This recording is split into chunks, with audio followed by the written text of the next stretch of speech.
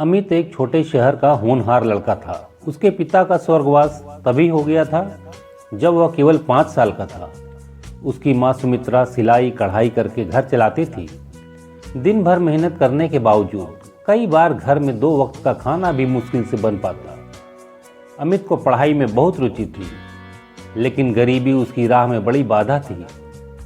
जब वह स्कूल जाता, उसके जूते फटे होते, किताबें पुरानी होती, लेकिन उसकी माँ ने कभी उसे हिम्मत हारने नहीं दी।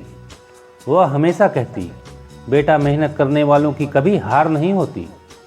एक दिन अमित स्कूल से आया तो उसने देखा कि उसकी माँ की तबीयत बहुत खराब है। डॉक्टर ने कहा उन्हें तुरंत इलाज की ज़रूरत है, लेकिन पैसे कहाँ थे। माँ ने किसी तरह से उसे दिलासा दिया, तू मेरी चिंता मत कर, मैं ठीक हूँ, बस तू पढ़ाई पर ध्यान दे। अमित को यह समझ नहीं आया कि अगले कुछ महीनों तक उसकी माँ ने दवा लेना बंद क्यों कर दिया। लेकिन जब उसने देखा उसकी माँ अपना खाना बचाकर उसे दे रही है, तो उसे एहसास हुआ कि वह अपनी सेहत से ज़्यादा उसकी पढ़ाई को प्राथमिकता दे रही थी। समय बीतता गया, अमित ने मेहनत जारी रखी और स्कॉलरशिप पाकर इंजीनियरिंग कॉलेज में दाखिला ले लिया।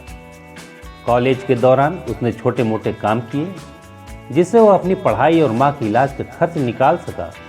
कई साल बाद जब एक बड़ी कंपनी में नौकरी करने लगा, तो सबसे पहले वह अपनी माँ के एक अच्छे अस्पताल में ले गया। जब डॉक्टर ने कहा कि अब उनकी सेहत ठीक हो जाएगी, तो उसकी आंखों से आंसू छलक पड़े।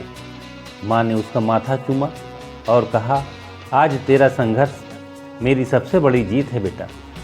अमित ने अपनी माँ के लिए एक सुंदर घर बनवाया, जहाँ वे खुशी खुशी रहने लगे।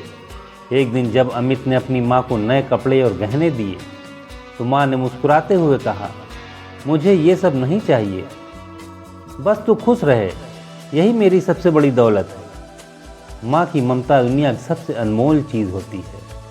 कोई भी मुश्किल मेहनत और माँ के आशीर्वाद से पार की जा सकती है। माँ के प्यार और त्याग का कर्ज कोई नहीं चुका सकता, लेकिन उसकी खुशियों का ख्याल रखना ही उनका सच्चा सम्मान है।